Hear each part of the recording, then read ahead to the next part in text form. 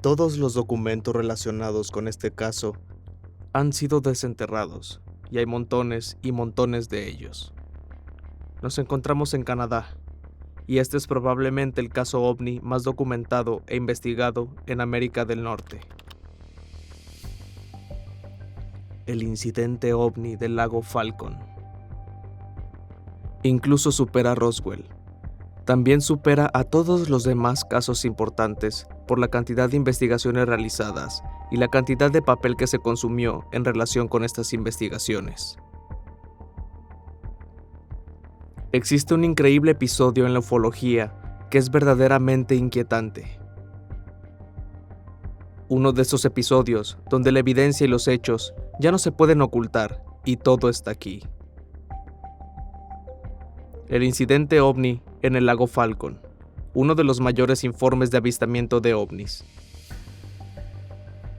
donde un hombre común estuvo en contacto muy cercano con el OVNI, y no solo pudo contar su historia al respecto, él también tiene las cicatrices de ese incidente en su propia piel.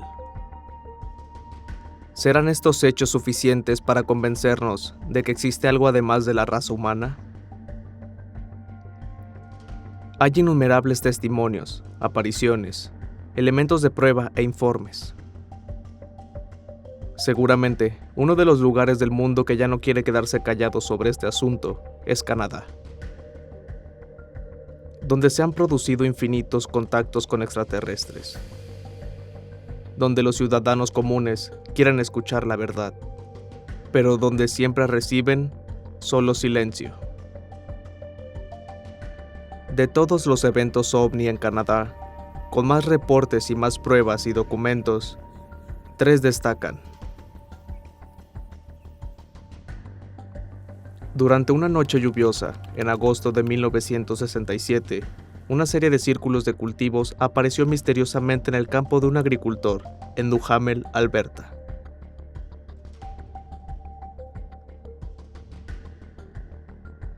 La prensa local fue notificada de inmediato, seguido por un club OVNI en Edmonton, y luego los medios nacionales. Los 6 círculos parecen contener marcas de rodadura, como si las hubiera hecho un neumático, pero solo en pequeñas porciones de ellas. A pesar de esto, un científico concluyó que los círculos no eran un engaño. Intentaron probarlo, tomando una muestra de suelo, pero los resultados no fueron concluyentes. Al final, los científicos admitieron que las marcas parecían hechas por un avión, pero no pudieron llegar a una conclusión de su investigación de una forma u otra.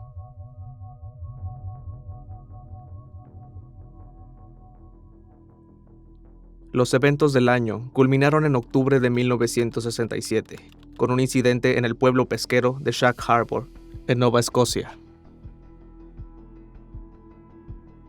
Cerca de la medianoche, la Real Policía Montada de Canadá, la RPMC, recibió varias llamadas sobre un vehículo volador que se había estrellado en el puerto. La embarcación emitió un silbido y un destello brillante, y luego flotó en el agua por varios minutos. Algunos testigos, incluidos los oficiales de la RPMC, recuerdan haber visto un resplandor amarillo brillante de la espuma que lo rodeaba. Antes de que un bote pudiera llegar al lugar del accidente, el avión se hundió bajo el agua. Un equipo de buzos buscó en el puerto, pero no pudo encontrar ninguna evidencia de un naufragio.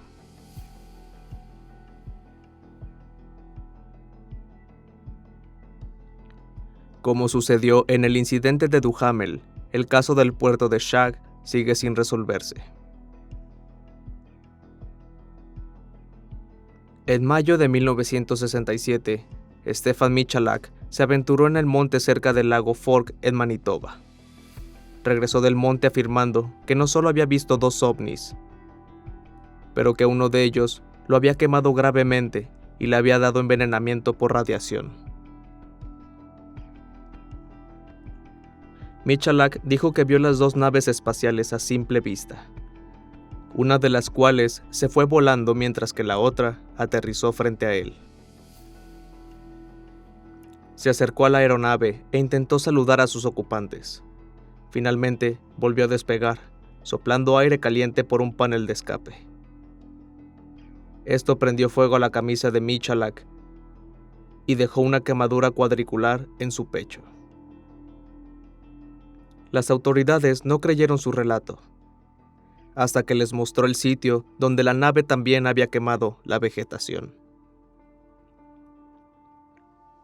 Durante años, Michalak sufriría de las quemaduras que recibió en su pecho, donde las llagas reaparecerían de forma intermitente. El incidente del lago Falcon. Este caso ovni es mucho mejor que el infame caso ovni de Roswell, donde en 1947 una fuente voladora supuestamente se estrelló y el ejército estadounidense recuperó las pruebas y se las llevó rápidamente. Bueno, aquí no solo tenemos un incidente en el que un testigo resultó herido físicamente y sus heridas fueron examinadas por médicos, pero tras investigación, el caso también descubrió evidencia física en forma de suelo. El sitio real en sí fue ubicado, se verificó la radiación en el sitio, y luego se descubrieron piezas inusuales de plata que también eran radiactivas. Por lo tanto, tenemos evidencia física en términos de metales y suelo, y tenemos evidencia fisiológica en cuanto a las lesiones que sufrió el señor Michalak.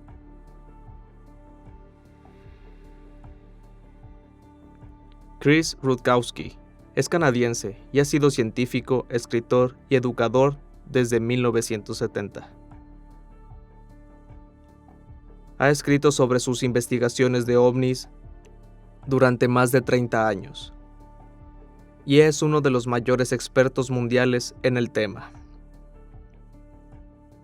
Chris ha estado indagando e investigando ovnis desde 1976 y desde 1976 ha presentado más de 20,000 casos separados de informes de ovnis, exclusivamente en Canadá, con cientos de páginas y documentos que respaldan su investigación. Chris es, de hecho, uno de los ufólogos que más trabajó en el incidente del lago Falcon y trajo una gran cantidad de evidencia documentada al público. Estamos en Manitoba, en 1967. Stephen Michalak es un ingeniero industrial con interés en geología, quien aprecia la naturaleza y lo salvaje. Durante un fin de semana de 1967, Stephen dice que vio un objeto volador que caía del cielo. Se acercó, lo tocó y fue alcanzado por un gas incandescente que quemó parte de su ropa. Todavía es posible ver la ropa original que usó esa noche, hace más de medio siglo, así como su gorra parcialmente quemada.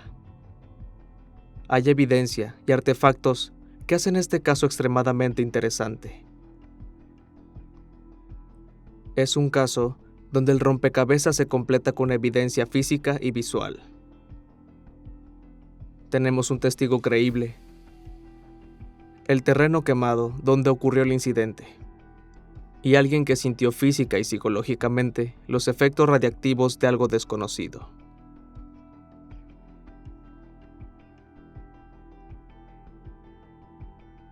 Hay artefactos. El sitio ha sido examinado minuciosamente. La RPMC, la Real Fuerza Aérea Canadiense, la RFAC y la Fuerza Aérea de Estados Unidos investigaron el incidente y todos sus documentos están disponibles para ser examinados. A pesar de que había cientos de páginas y fotografías que nunca se publicaron porque fueron destruidas de inmediato, mucha información todavía se puede conocer en detalle y la tenemos ante nuestros ojos. El gobierno canadiense, como muchos otros, nunca dice lo que realmente está pasando, pero lanzaron una moneda conmemorativa del incidente en 2018. ¿Por qué? En el mismo 2018, un oficial de la RPMC que vive en Winnipeg y fue uno de los principales investigadores del caso. Se le preguntó qué pensaba sobre el incidente y respondió: definitivamente creo que Michalak vio lo que dijo que vio. Aquí es donde todo comienza. Este es un teletipo que fue enviado al Consejo Nacional de Investigación por las fuerzas canadienses.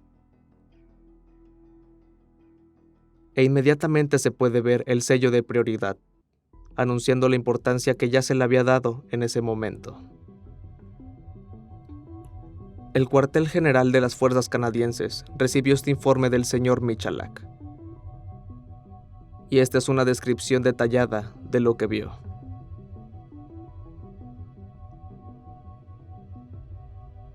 En la segunda página, dice que escuchó un sonido preocupante y una voz indistinguible que venía del interior. Dice que tocó la aeronave con la mano izquierda e inmediatamente las puntas de sus guantes comenzaron a arder. Sin embargo, tenemos información de toda la historia. Si hablamos del lugar del avistamiento, está muy cerca del lago Falcon. Y mientras ahora hay paseos a caballo, en los años del incidente, el suelo estaba en un estado completamente diferente.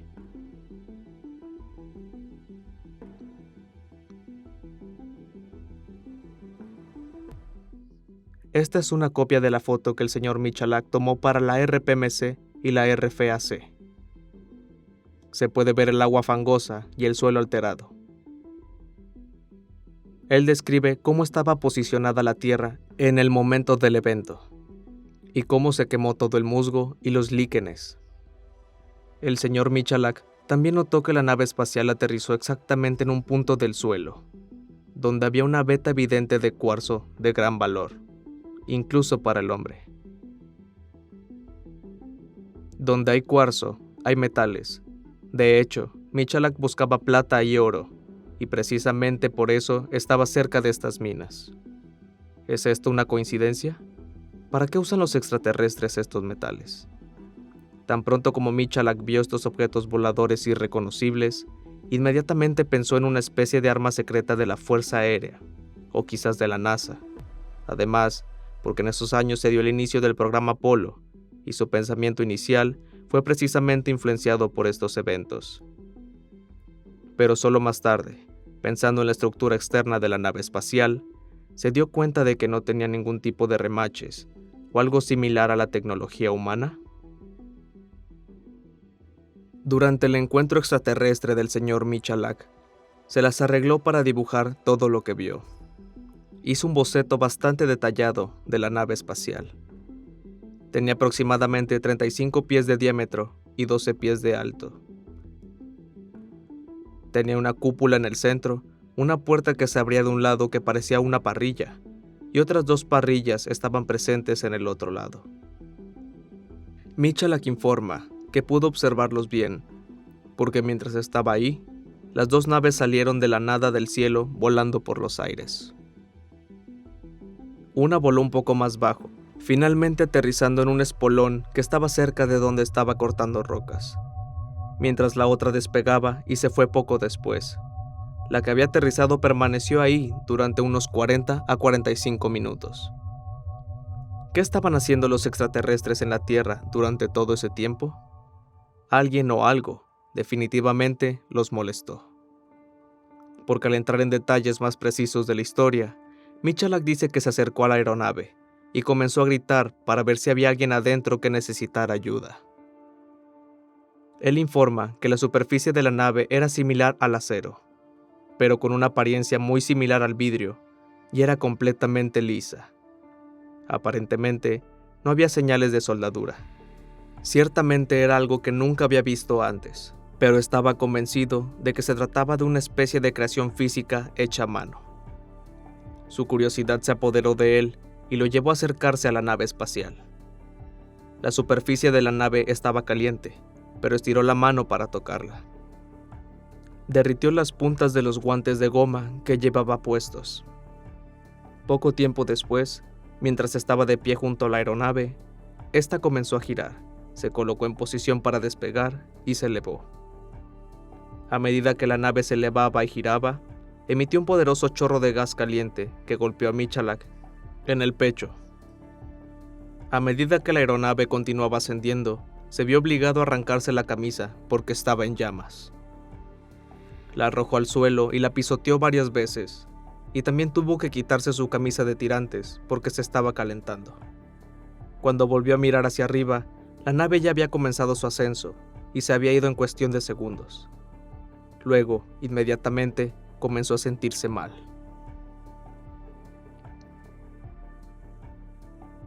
Regresó a su hotel, llamó a su familia y dispuso reunirse con ellos en Winnipeg. Luego de esto, acudió de inmediato para ser atendido en el Centro de Salud Misericordia, donde fue diagnosticado con quemaduras de primer y segundo grado.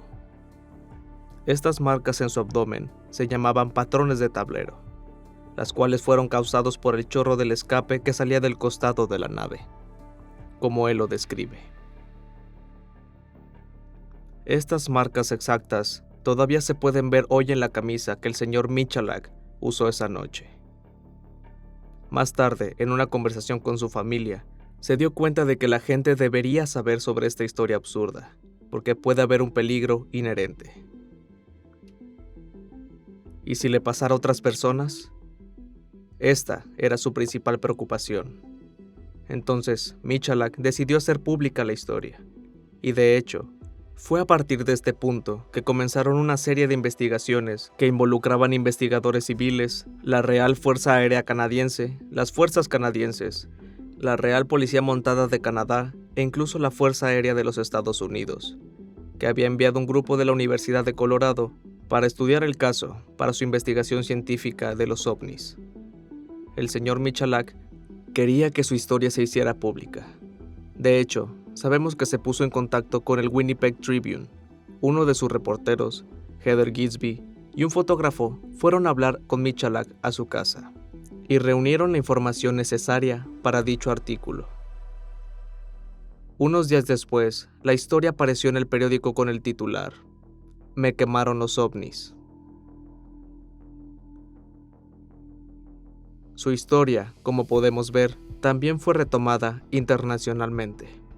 Tenemos otras fotos originales de este incidente, porque en 1967, la portada del libro Mi encuentro con el ovni se creó con una imagen que incluía toda la ropa que llevaba Stephen Michalak el día del encuentro ovni. Están los guantes con las puntas quemadas, una camisa quemada, un sombrero y otra ropa con signos evidentes de quemaduras. Volviendo a los documentos, y en este caso, gubernamentales, Chris Rutkowski publicó una copia de un informe entre los archivos nacionales, el Centro de Operaciones de los 40 canadienses y el Laboratorio Criminalístico RPMC. En este informe, afirman que habían tomado algunas muestras de suelo y encontraron que tenían un valor de radiación de 0.3 microcurios. El Dr. Booth, en este informe, describe cómo la radiación proviene de una fuente de radio y es un posible peligro grave para la salud, y envían a un investigador al área del lago Falcon. De hecho, este nivel de radiación en Manitoba fue muy significativo, hasta el punto de hacer que las piedras y los minerales fueran peligrosos para el público durante ese verano. Este es un evento donde los hechos están presentes y donde se han encontrado rastros de radiación, en un lugar que ha estado en contacto con seres no pertenecientes a nuestra normalidad, y es algo real. Todo esto se demuestra a fondo con la prueba. Hay literalmente cientos de páginas de documentación, y como se mencionó antes, con respecto a este incidente, Chris Rutkowski es el ufólogo que más evidencia respaldada ha publicado con importantes documentos. Esto, por ejemplo, es el primer párrafo de la investigación de la RFAC. Este informe pone al gobierno al corriente de todo lo sucedido, llevándolos a investigar, y de hecho, sus investigaciones, en diferentes niveles, han producido informes y evidencias que hoy podemos ver con nuestros propios ojos. Un hecho del que nadie habla, pero que gracias a estos documentos podemos develar, es el aterrizaje forzoso manipulado de un helicóptero de la RPMC. Regresaban del lugar del incidente OVNI, cuando el helicóptero perdió potencia repentinamente y se vieron obligados a realizar un aterrizaje de emergencia en la carretera. El aterrizaje fue peligroso, tanto para los del helicóptero como para los coches de la carretera. Nadie mencionó este evento, pero ahora tenemos la confirmación de que realmente sucedió. El helicóptero que transportaba a los investigadores de ovnis a una zona sospechosa corría peligro de estrellarse. ¿Es todo esto una coincidencia también? Sin embargo, hablando de documentos y actividad de radio, un año después del incidente, Michalak regresó al lago Falcon con sus amigos, al lugar exacto donde ocurrió el incidente. Encontraron restos de plata radiactiva que ciertamente no deberían haber estado ahí. Hoy, han pasado muchos años, y todo este material se ha desvanecido en su mayoría, dejando una pequeña pieza que aún es radiactiva.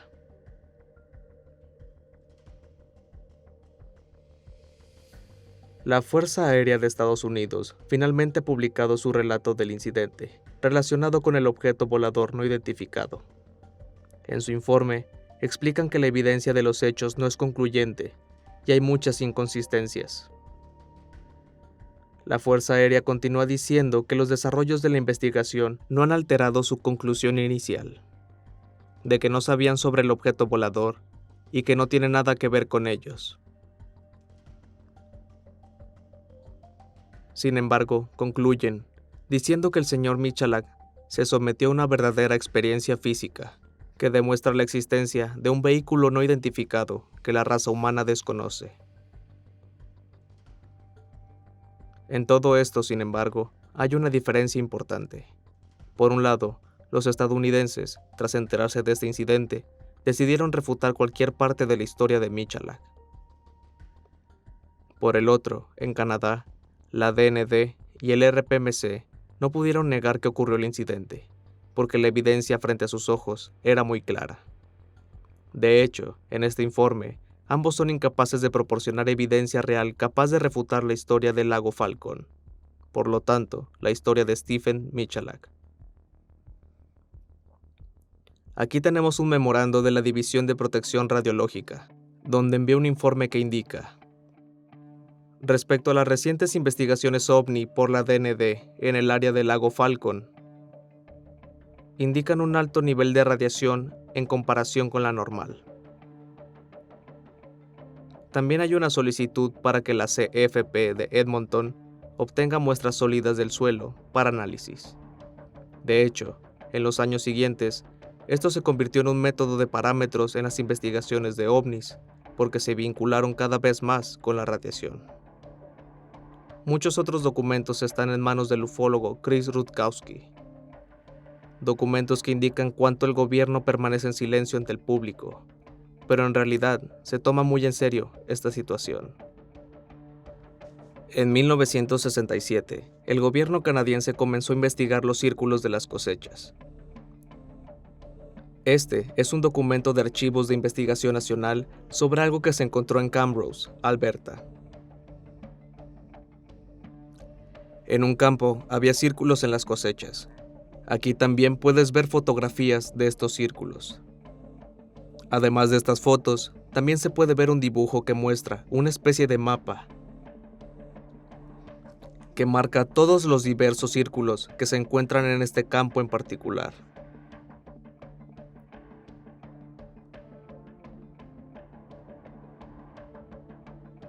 Chris Rutkowski pudo encontrar un documento llamado Inspección de marcas de aterrizaje de ovnis en Duhamel, Alberta, del Memorándum de Suffield. Y como pueden ver, es el documento número 49 de 67. Y no solo, las fuerzas canadienses investigaron estos inusuales círculos en las cosechas mucho antes, porque pensaron que estaban relacionados con ovnis. Podemos encontrar gráficos que nos muestran la verdad más evidente.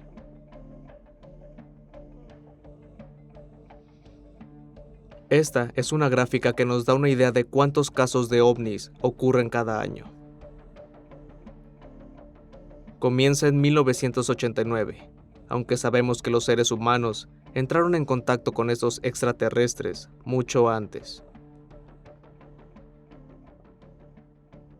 Una nota importante sobre estas estadísticas que debemos tener en cuenta para nuestro futuro es que la mayoría de las veces las líneas suben en lugar de bajar. Finalmente, para ampliar un poco más, aquí hay un archivo de NORAD del 2019. Explica que durante Halloween, el piloto de un vuelo de la aerolínea China Air y el piloto de otra aerolínea vieron una luz naranja en el cielo. El piloto chino dijo que vio la luz en vuelo, mientras que el otro piloto, que la vio en una dirección diferente, dijo que la luz estaba en vuelo hacia abajo. Dicen que esta luz se dirigía a 55 millas al sur de Kelowna, Columbia Británica. El 1 de noviembre, el día siguiente, otra luz naranja similar se vio una vez más en el cielo. Estas ya no son solo palabras vacías, pero presentan evidencia de incidentes ovni respaldados por documentos, testimonios y artefactos.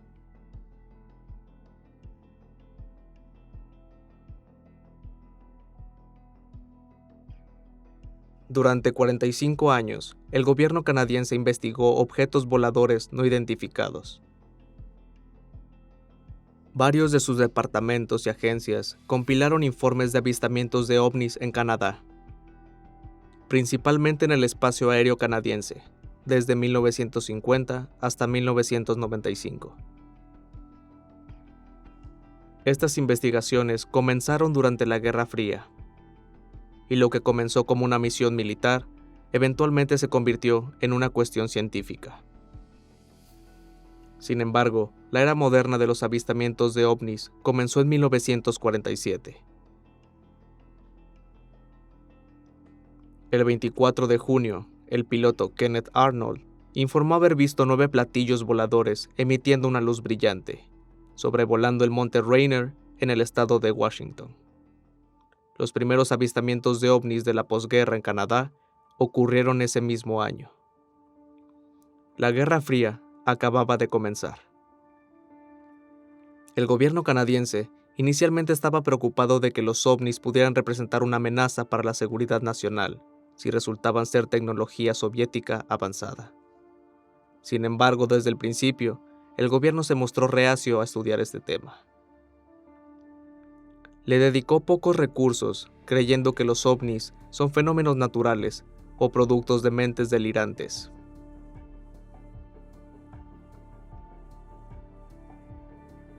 De hecho, a principios de la década de 1950, el gobierno lanzó 2 proyectos ovni separados. Ambos eran precautorios y pretendían apaciguar la preocupación pública. Pero, en 1995, debido a los recortes presupuestarios, el gobierno dejó de recopilar informes por completo.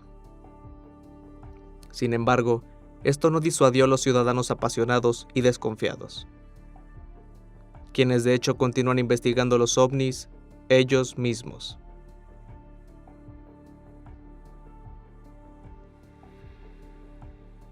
El primero se llamó Proyecto Magnet, que duró de 1950 a 1954 y nació de una idea de Wilbert Smith.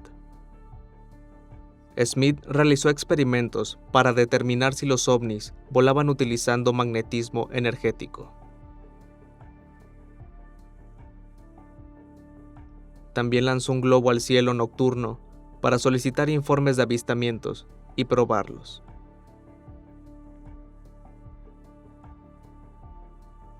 Finalmente, construyó un observatorio ovni en Shirley's Bay, un sitio militar al oeste de Ottawa. En cualquier caso, los experimentos de Smith no fueron concluyentes. Finalmente había llegado a creer que los ovnis eran extraterrestres de más allá del planeta Tierra. Y de hecho, por esta razón, su visión personal comenzó a tener mala publicidad y el Departamento de Transporte decidió cerrar el proyecto Magnet. El gobierno quería establecer una posición oficial sobre los ovnis. Con este fin, el Consejo de Investigación de Defensa estableció el proyecto Segundo Piso, que duró de 1952 a 1954. Este comité de corta duración fue presidido por el astrónomo Peter Millman. Millman era un escéptico de los ovnis. En su opinión, no eran de origen extraterrestre, y el proyecto era una pérdida de tiempo y recursos. El comité en realidad no investigó ningún avistamiento. Actuaba únicamente como un órgano consultivo. Funcionó para estandarizar una forma de avistamiento de ovnis. También intentó desacreditar los avistamientos como nada más que fenómenos naturales mal identificados, como meteoritos. El proyecto Segundo Piso concluyó que si los ovnis fueran reales, no son susceptibles de investigación científica. La inteligencia militar decidió que la Unión Soviética probablemente no era responsable de estos objetos voladores no identificados. Y es precisamente por eso que los ovnis se convirtieron entonces en un asunto científico. Desde mediados de la década de 1960 en adelante, la RPMC fue el principal organismo responsable de juntar informes ovnis de testigos. Sin embargo, los científicos del gobierno se mostraron reacios a abordar el tema. Múltiples informes fueron archivados y tristemente olvidados. Varios años después, sin embargo, las cosas cambiaron. Gracias a los muchos ciudadanos curiosos que nunca abandonaron su investigación, sin duda fueron la clave para que hoy podamos tener toda esta evidencia. Gracias a ellos, somos conscientes, por ejemplo, de los 3 casos de ovnis más documentados, los famosos informes OVNI del año 1967, que eran particularmente inusuales, incluso para el escéptico gobierno canadiense, y que les causaron cierta preocupación.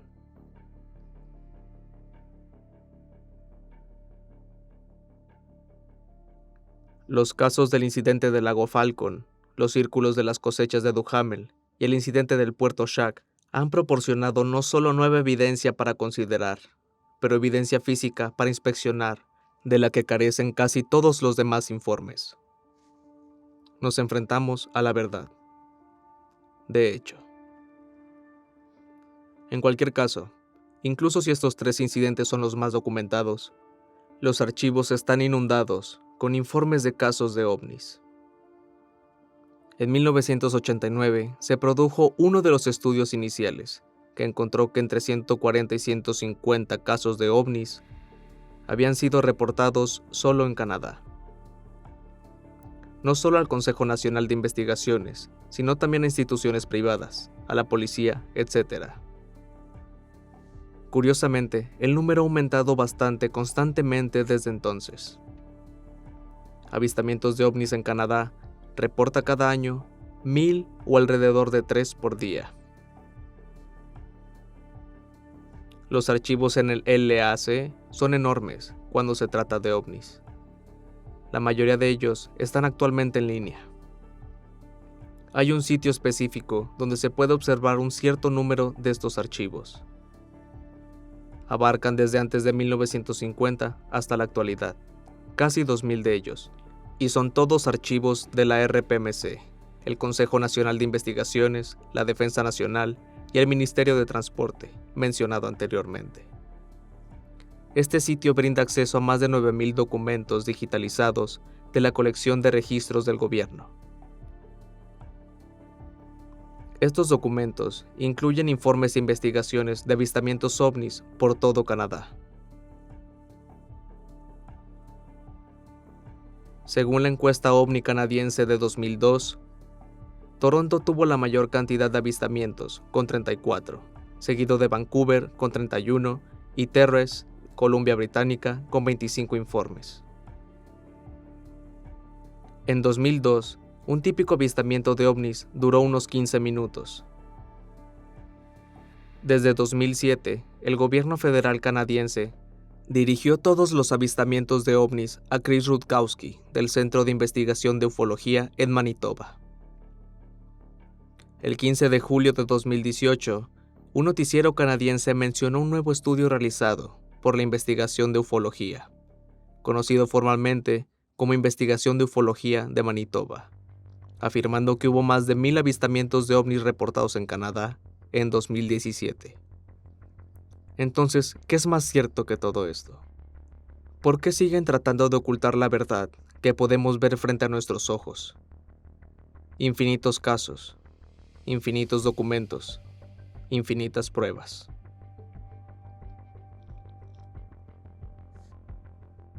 Retrocediendo un poco en el tiempo, pero aún lidiando con casos secretos que involucran a los gobiernos canadienses y estadounidenses, hay un hecho ambiguo que se ha ocultado durante años. Pero ahora hemos logrado llegar a los documentos relacionados que nos da la oportunidad de examinarlos. Esta es la historia de Avro Canada, el proyecto de autos voladores. Vamos a empezar desde el principio. A lo largo de los siglos, la idea del hombre reproduciendo fuentes voladoras siempre ha sido parte de la humanidad. Y más específicamente, no solo en el ciudadano individual, sino también por los gobiernos. La primera pregunta que hay que hacerse es, ¿dónde, antes de imaginarlos, vieron estas personas un platillo volador? Si quieren replicar uno, es porque ya han visto uno. ¿Y por qué el gobierno está tan interesado en los platillos voladores? Esta idea de auto volador, si queremos ser precisos, se remonta a la década de 1920.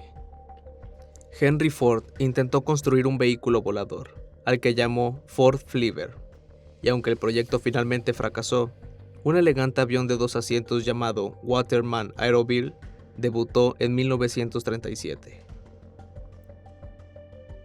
Debido al fracaso total y también por la guerra en general, esta idea fue abandonada. Pero en 1953 resurgió durante una reunión ultrasecreta entre inteligencia canadiense y británica.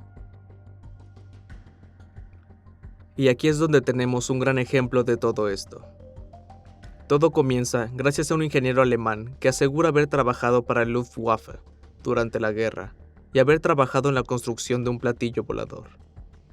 El ingeniero dijo que el platillo pudo volar generando un colchón de empuje entre él y el suelo. Tras conocerse esta noticia, se celebró una reunión con los servicios secretos, donde también se invitó a John Frost a participar. Y en la reunión se le explicó todo el concepto de un platillo volador en gran detalle. Prueba de este proyecto, incluidos todos los dibujos por culpa del Ejército Rojo, lamentablemente fue destruido por los alemanes. Sin embargo, el concepto intrigó a Frost, y no pasó mucho tiempo antes de que Avro Canada comenzara a trabajar en su propio proyecto secreto. Para explicar en detalle, podemos empezar diciendo que también gracias a los estudios de Leonardo da Vinci sobre las aves, el avión nació con alas, y se ha mantenido más o menos así hasta hoy. Pero la forma del ala y su capacidad para crear una fuerza de sustentación cuando es golpeado por el viento, no es el único método que se puede usar para volar. Para despegar, se podría explotar el efecto Coanda, un fenómeno utilizado por primera vez por el inventor Henry Mary Coanda en 1910, aunque había sido descubierto por el físico británico Thomas Young más de un siglo antes. Según el efecto Coanda, el chorro de cualquier fluido como el agua o el aire tiende a adherirse a una superficie cercana y seguir sus contornos. Para probar este efecto, simplemente acerca una cuchara a un chorro de agua que sale de un grifo. Este efecto se explota para muchas aplicaciones en aerodinámica. De hecho, muchos aviones utilizan sistemas que degeneran el efecto, mejorando el rendimiento de las alas, especialmente a bajas velocidades. Precisamente en base a esta idea, Entre 1953 y 1958, la empresa canadiense Avro estudió un proyecto para un avión de combate de características excepcionales. Supersónico, pero al mismo tiempo capaz de despegar verticalmente y detenerse suspendido en el aire, como un helicóptero, comúnmente llamado platillo volador. El automóvil Avro Canada BZ-9 fue un proyecto secreto desarrollado durante los primeros años de la Guerra Fría, a pedido de la Fuerza Aérea de los Estados Unidos y la compañía canadiense, Aviones Avro, con base en Ontario. El diseñador de la aeronave fue precisamente John Carver Frost, que trabajó para Avro Canada desde 1947, después de una larga colaboración con algunas empresas británicas, y logró participar en el grupo de proyectos especiales. En 1952, el grupo de proyectos especiales comenzó su investigación sobre ADAP, o aeronaves de despegue y aterrizaje vertical, centrándose en particular en un proyecto de Frost. Era un caza con forma de espada que hacía uso del motor Pancake, un nombre inventado por Frost que luego fue bautizado con el nombre Project Wire. Este avión fue diseñado de tal manera que se levante sobre su cola, garantizando un mínimo de capacidad para explotar el despegue vertical. El gobierno canadiense se unió al proyecto y pronto solicitó un prototipo inicial. Desafortunadamente, en 1953, la compañía canadiense terminó con solo un modelo de madera y diseños de papel en la mano, después de haber invertido $4 millones canadienses. Por esta razón, el proyecto fue eliminado de la lista de financiación del Departamento Experimental de Defensa canadiense. Después de que el gobierno canadiense cerrara el proyecto, Frost no quería darse por vencido y de alguna manera logró que nos interesáramos en su proyecto. De hecho, en 1953, un grupo de expertos militares visitó Avro Canada para ver un avión de combate, y durante esta franja, Frost desvió el grupo a la sede del Grupo de Proyectos Especiales, y les mostró al ejército estadounidense un prototipo a escala y dibujos y planos para la construcción de un avión en forma de disco, con el nombre Proyecto Y-2. La FAE acordó financiar al grupo de Frost y comenzaron un nuevo proyecto. Decidieron renombrar el Proyecto Y-2 como el Proyecto 1794. Frost y sus colegas comenzaron el diseño y la construcción de un avión innovador que estaría equipado con un sistema de armas avanzado y capaz de alcanzar velocidades superiores a Mach 2.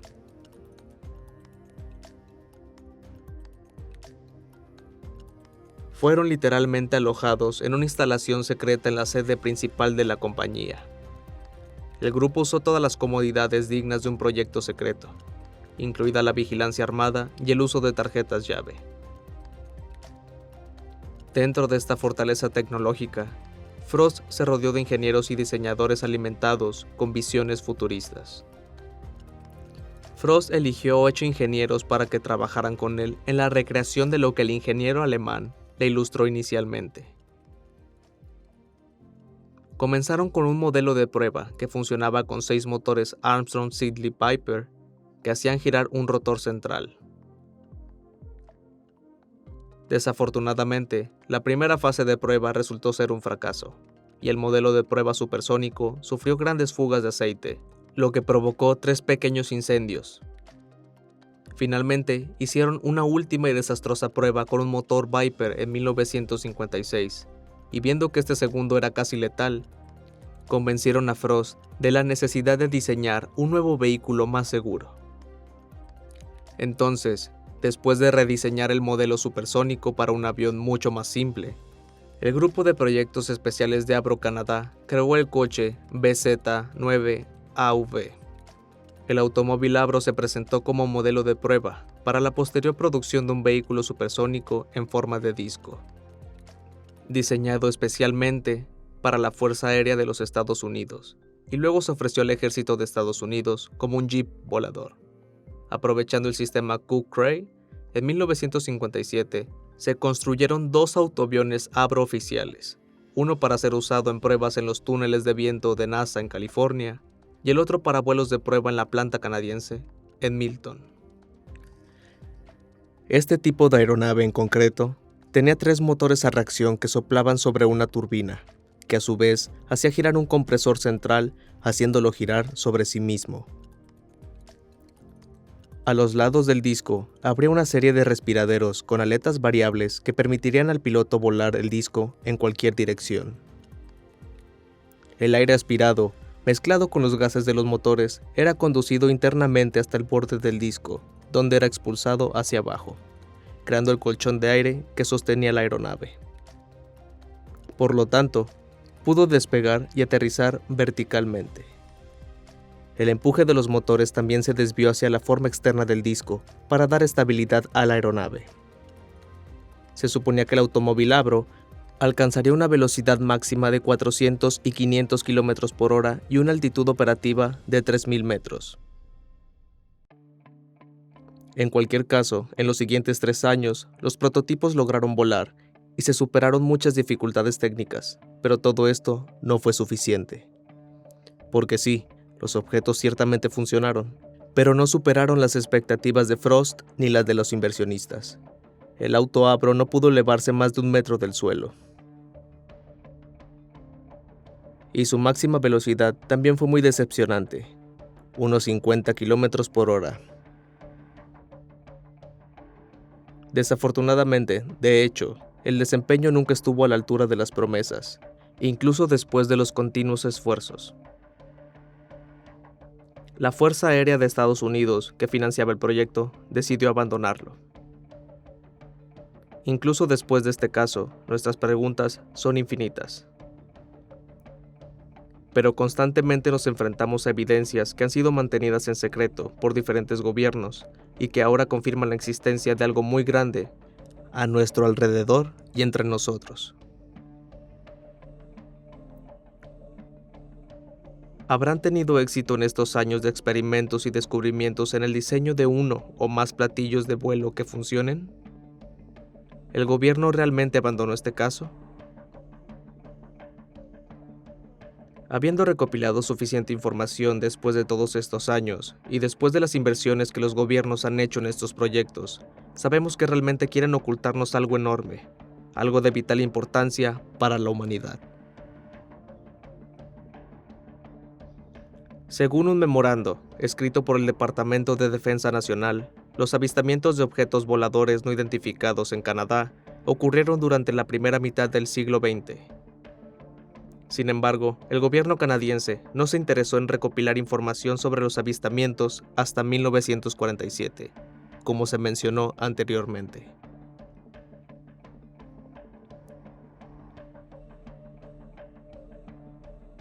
Pero ahora tenemos muchos ejemplos de apariciones de ovnis documentadas, y como sabemos ahora, más y más de ellos en Canadá. 1951, Gander, Newfoundland. El 10 de febrero de 1951, un avión de la Marina de los Estados Unidos que volaba a Islandia desde la ciudad de Gander informó una colisión cercana con un gran ovni circular naranja, que literalmente giraba en círculos alrededor del avión.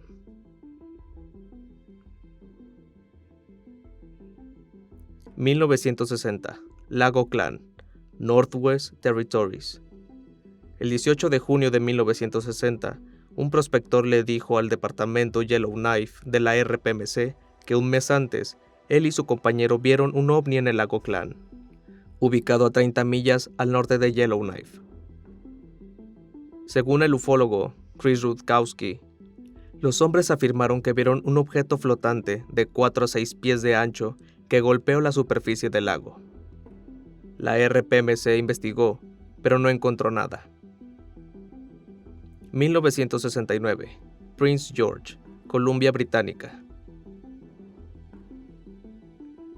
En Prince George, Columbia Británica, 3 testigos no relacionados reportaron un extraño objeto redondo en el cielo de la tarde del 1 de enero de 1969. La esfera irradiaba una luz anaranjada y parecía ascender desde los 2.000 a los 10.000 pies. 1975-1976, sur de Manitoba. Se informaron varios avistamientos de un ovni rojo brillante, a veces descrito como travieso o juguetón, avistado en el sur de Manitoba en 1975 y 1976. El ovni fue apodado Charlie Red Star por el público. 1978, Clarenville, Newfoundland y Labrador.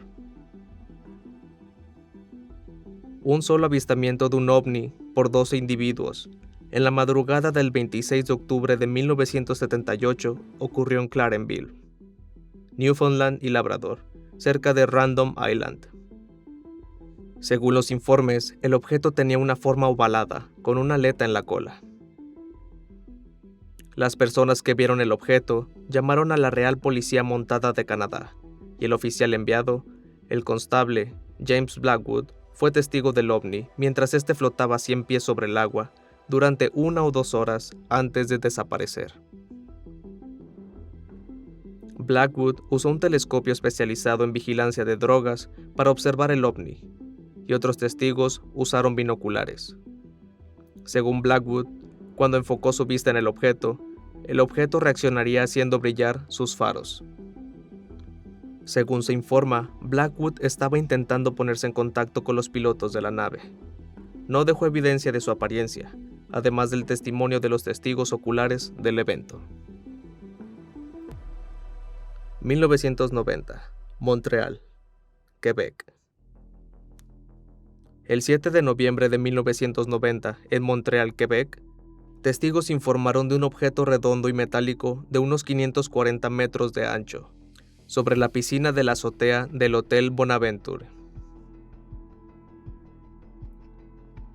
Los testigos presenciales vieron de 8 a 10 luces formando un círculo sobre ellos, emitiendo rayos blancos brillantes. El fenómeno duró 3 horas, de las 7:20 a las 10:20 p.m., y se movió lentamente hacia el norte. Mientras que ninguno pudo identificar las luces, algunos testigos, según el informe del día siguiente en la Press, estaban listos para expresar su creencia de que fueron visitados por extraterrestres. 1997, Trail, Columbia Británica. Al menos 2 mujeres de pie en el puente sobre el río Columbia, esperando el espectáculo de fuegos artificiales en la noche del 1 de julio, vieron 3 pequeñas luces sobre ellas. Estas luces despegaron rápidamente río abajo, solo 1 o 2 pies por encima de la superficie del agua. Zigzaguearon a lo largo del río en dirección este hasta que salieron volando de su vista.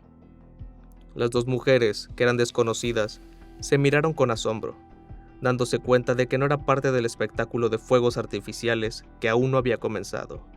Todavía era de día. 2010, Harbor Mill, Newfoundland y Labrador. Durante la noche del 25 de enero de 2010, hubo múltiples avistamientos ovnis reportados en Harbor Mill, Newfoundland y Labrador. La Real Policía Montada de Canadá declaró inicialmente que los informes se debían al lanzamiento de un misil, pero luego se retractó de la declaración y la oficina del primer ministro declaró que los ovnis no eran misiles. Debido a la proximidad de Harbor Mill a Saint-Pierre-Miquelon, los residentes sospechaban actividad militar francesa, una suposición que fue disipada por una declaración oficial del gobierno francés, confirmando que no hubo actividad militar durante el incidente reportado.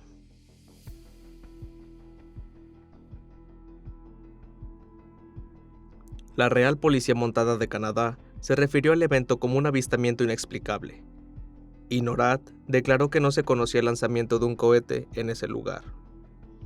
El evento hizo que el miembro del Parlamento del Distrito Electoral en el que se encontraba Harbor Mill en ese momento, Jerry Byrne, presionara al gobierno para obtener más información sobre el incidente y criticó al gobierno conservador por su falta de transparencia. 2014, Kensington, Prince Edward Island. Mientras apagaba una hoguera En la tarde del 4 de junio de 2014, John Shepard fue testigo de luces inusuales en el cielo sobre el Golfo de Saint Lawrence y capturó 22 minutos en su teléfono celular. Después de informar el incidente a MUFON y su investigación concluyó que era un avistamiento confirmado, la CBC cubrió el evento. Al día siguiente, la CBC publicó un artículo de seguimiento en el que una serie de alternativas se presentaron a las explicaciones del evento. 2014, North York, Ontario. Entre las 7 y las 10 p.m. del sábado 26 de julio de 2014, hubo múltiples informes de avistamientos de ovnis.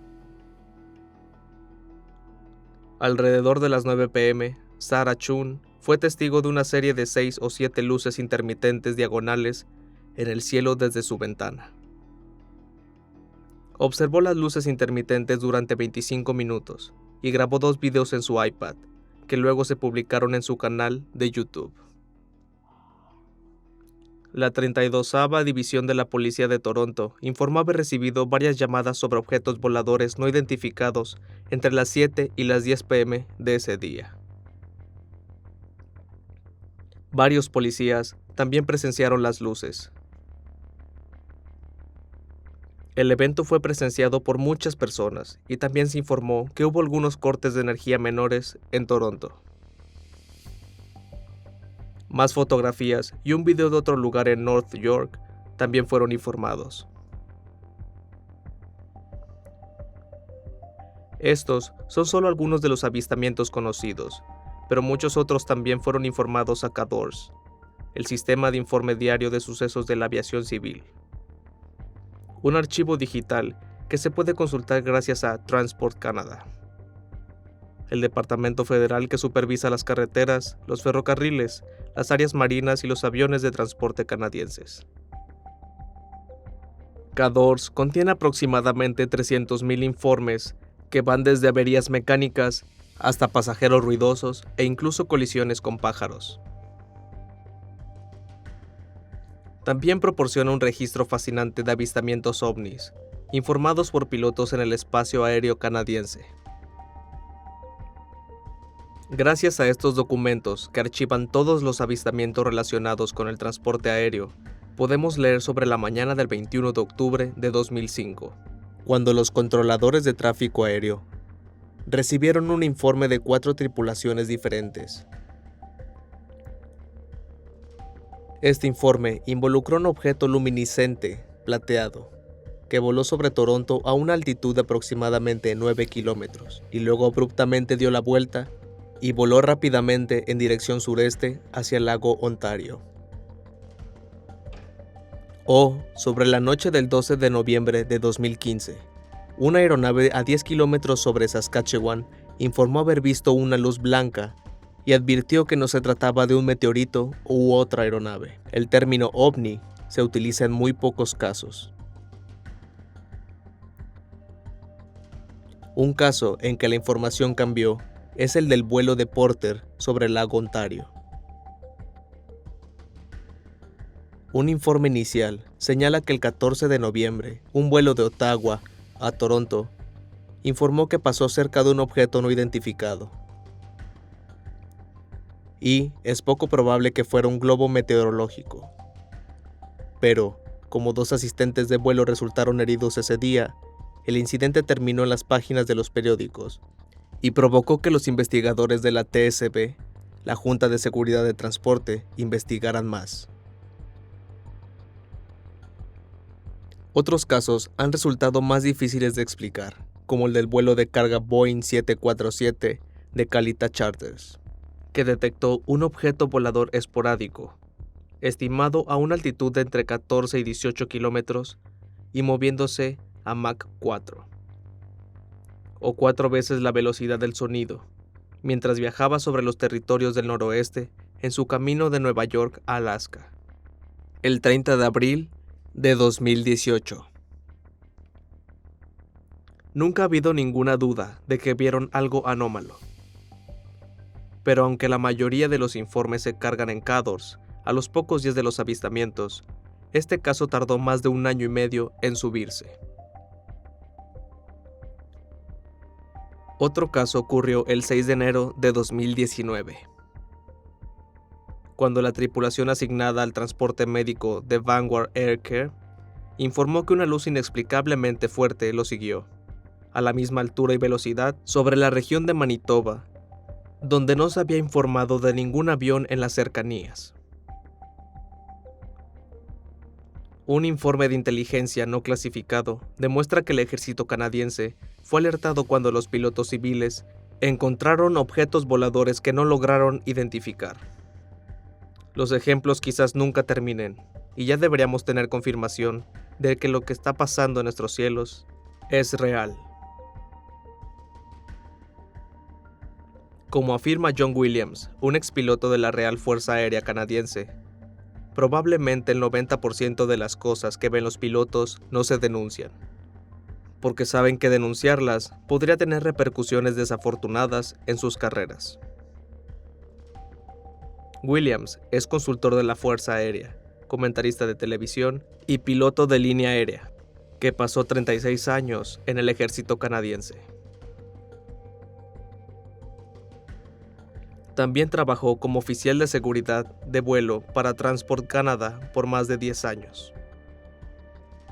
De hecho, Williams afirma: "Es por eso que creo en las afirmaciones y avistamientos hechos y reportados en esos informes".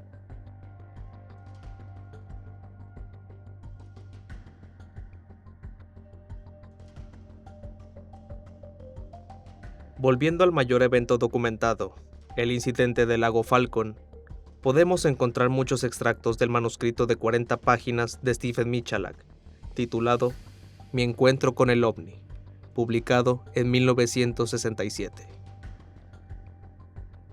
En un pasaje, Stephen narra: "Eran las 5:30 am cuando salí del motel y comencé mi caminata geológica. Traje conmigo un martillo, un mapa, una brújula, papel y lápiz y algo de comida para pasar el día, y yo llevaba una chaqueta ligera contra el frío de la mañana. El día era brillante, soleado, ni una nube en el cielo. Parecía como un día más, pero los eventos que tendrían lugar dentro de las próximas 6 horas cambiarían toda mi vida, más de lo que nadie podría imaginar. Nunca olvidaré el 20 de mayo de 1967. Mientras cortaba el cuarzo, me sorprendió el graznido más espeluznante de los gansos que todavía estaban en el área. Evidentemente, algo los había asustado. Entonces los vi. 2 objetos en forma de cigarro, con jorobas a la mitad, en el cielo. Parecían descender y brillar con un intenso resplandor escarlata. A medida que estos objetos se acercaban a la Tierra, adquirieron una forma más ovalada. De repente, el más lejano de los 2 objetos se detuvo en seco en el aire, mientras el otro descendía más y más cerca del suelo y aterrizó en la cima plana de una roca, a unos 160 pies de distancia de mí. El objeto, que había permanecido en el aire, flotó a unos 15 pies sobre mí durante unos 3 minutos. Luego se disparó hacia el cielo y desapareció. Entonces mi atención volvió a la nave que había aterrizado en la roca. También estaba cambiando de color, pasando de rojo a gris, de rojo a gris claro, y luego al color del acero inoxidable caliente, con un brillo dorado a su alrededor. Después de recuperar mi compostura y recuperar mis sentidos hasta cierto punto, empecé a mirar atentamente la nave, dispuesto a registrar todo lo que sucedía en mi mente. Me acerqué a la nave una vez más y toqué su costado. Estaba caliente. Parecía estar hecho de una sustancia similar al acero. No había signos de soldadura o remaches por ninguna parte. La superficie exterior estaba muy pulida y parecía vidrio coloreado con una luz reflejada en él. Formó un fondo plateado cuando la luz del sol golpeó sus costados. Noté que cuando toqué el costado de la nave, quemó el guante que llevaba puesto en ese momento. Mientras me acercaba al sitio, sentí náuseas y me empezó a doler la cabeza. El lugar donde había aterrizado la nave parecía como si hubiera sido barrido con una escoba. No había escombros de ningún tipo en la roca, sin retoques, pedazos de piedra, nada. Todo había sido apilado en un montículo circular de 6 pulgadas de profundidad y alrededor de 15 pies de diámetro. Mientras estaba parado ahí examinando el lugar, el dolor en mi cabeza se volvió más severo. Las oleadas de náuseas aumentaron y comencé a sudar frío. Sabía que me había pasado algo totalmente antinatural y aparentemente estaba teniendo un efecto negativo en mi cuerpo.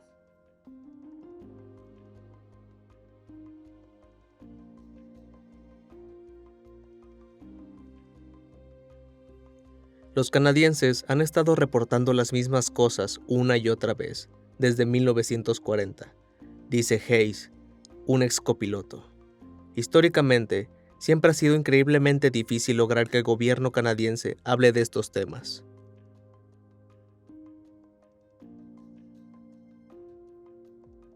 El investigador de ovnis, Chris Rutkowski, ha recopilado más de 22,000 informes en el transcurso de 3 décadas, y desde hace mucho tiempo ha incluido los datos de CADORS en su encuesta anual de ovnis canadienses.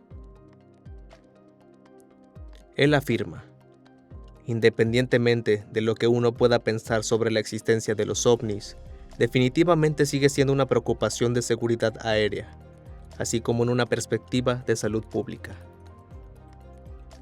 Donald Spike Cavalench es un piloto de vigilancia de Transport Canada, recientemente jubilado, que también pasó más de 2 décadas volando para la Real Fuerza Aérea Canadiense.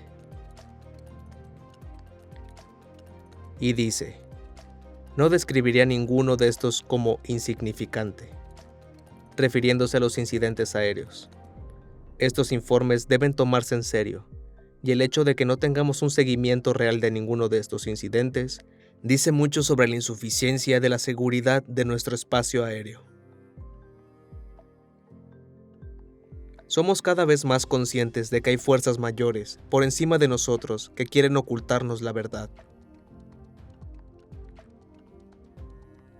Gracias al continuo esfuerzo de todos aquellos seres humanos que quieren saber, algún día podremos vivir conociendo las más grandes verdades de nuestra civilización, y quizás también de aquellas civilizaciones aún desconocidas para nosotros.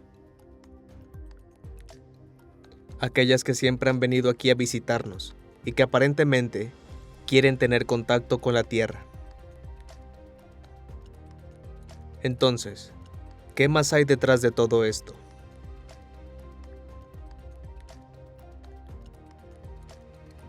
¿Quién está detrás de todo esto? Por lo tanto, debemos reiterar: el derecho de un ciudadano es poder conocer la verdad sobre su vida.